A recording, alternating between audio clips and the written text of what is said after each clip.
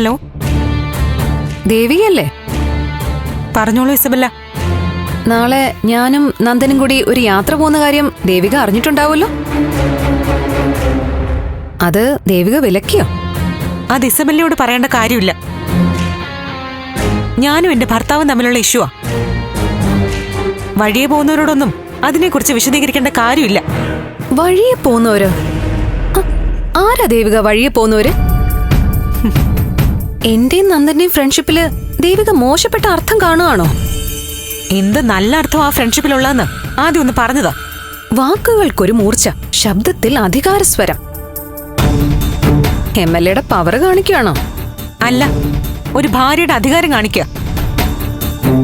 വീട്ടുകാരി നോക്കിയിട്ട് മതി കൂട്ടുകാരോടൊപ്പം പോകുന്നതെന്ന് ഞാൻ നന്ദുവിനോട് പറഞ്ഞു. നാളെ നന്ദുവിന്റെ സഹോദരിയുടെ വീട്ടിലൊരു ചടങ്ങ് നടക്കുക. അത് മാറ്റിവെച്ചിട്ടുള്ള കൂട്ടുകൂടലൊന്നും വേണ്ടാന്ന് ഞാൻ നന്ദുവിനെ ഉപദേശിച്ചു. പക്ഷേ ദേവിക നന്ദനോട് പറഞ്ഞത് അടുത്ത നിമിഷം തന്നെ ഞാൻ അറിഞ്ഞു. അപ്പൊ തന്നെ മനസ്സിലായല്ലോ ഞങ്ങളുടെ സൗഹൃദത്തിന്റെ ശക്തി. ഇത് സൗഹൃദത്തിന്റെ ശക്തിയൊന്നും അല്ല, ഈയാമ്പാറ്റുകൾ തീയിലേക്ക് ചാടും പോലെയുള്ള ഒരു പ്രക്രിയ. പൊള്ളുമ്പോ മനസ്സിലാവും. എന്തായാലും ഞങ്ങളുടെ ഫ്രണ്ട്ഷിപ്പില് ദേവിയേക്ക് പൊള്ളണ്ട. നന്ദൻ നാളെ എന്റെ ഒപ്പം വരും. ഇല്ലെങ്കിൽ നോക്കൂ,